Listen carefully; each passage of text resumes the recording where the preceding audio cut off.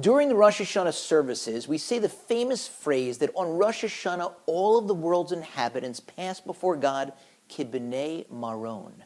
In the Talmud, there are three opinions offered as to what that phrase means. The first and most famous is that it means that each of the world's inhabitants passes before God like sheep being counted for tithing purposes, led out of the pen one by one.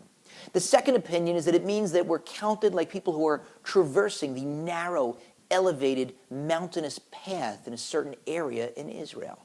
And the third opinion is that we're counted like soldiers in the army of King David. The commentators realize that the Talmud is trying to teach us a lesson through these three opinions. One commentary explains that it's telling us this as a metaphor for the three different ways in which each of us is judged simultaneously on Rosh Hashana. First, you're judged like someone walking on that narrow mountain path, so narrow that only one person can traverse it at a time. There's no real connection between you and anyone else on the path before you or after you. That's a metaphor for the fact that you're being judged individually. Second, we're judged like sheep. There is a connection between each one of the sheep because every 10th one is counted for the purpose of the tithe. That's a metaphor for the fact that we're simultaneously judged along with our community. And thirdly, we're judged like soldiers in the army of King David because in an army, each one of those soldiers has a connection to each other. And all of us, each of the Jewish people, is part of the army of God. So all of us are judged not just individually and not just along with our community, but as part of the Jewish people. Another commentator says it's a metaphor for the three different possible ways that we can approach Rosh Hashanah and the high holidays in general. Number one, we could approach it like soldiers in the house of David. They realized how dangerous battle was. So each one of them would write and give a bill of divorce, a get, to his wife before going off to battle, just in case he was found missing in battle and it wasn't clear whether or not he died. That will enable his wife to remarry. People like that are those who realize just how awesome and significant Rosh Hashanah is.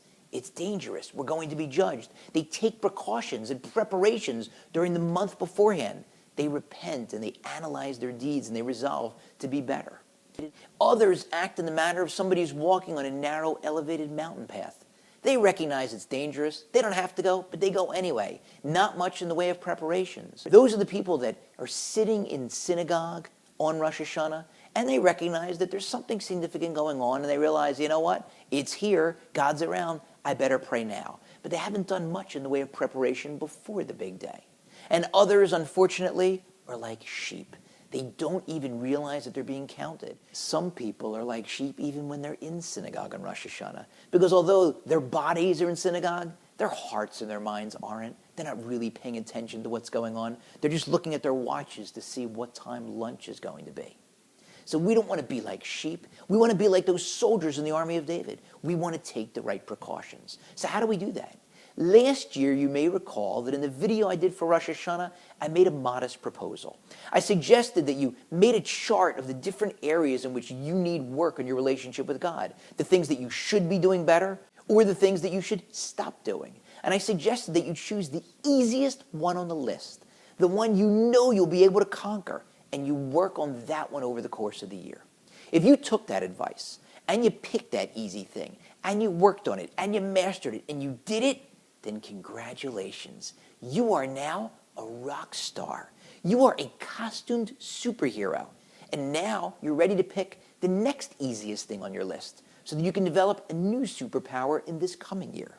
But if you didn't see last year's video, or if you saw it but didn't take me up on that proposal, or if you did take me up on the proposal, and even though you picked something you thought was easy, you didn't end up doing it, well, here's another chance to become a superstar.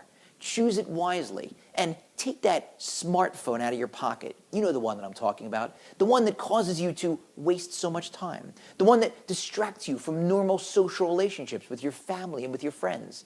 Use it this time wisely. Put a little reminder in your calendar that'll go off every single day, reminding you what it is that you're working on. Good luck, and I'll check back in with you next year.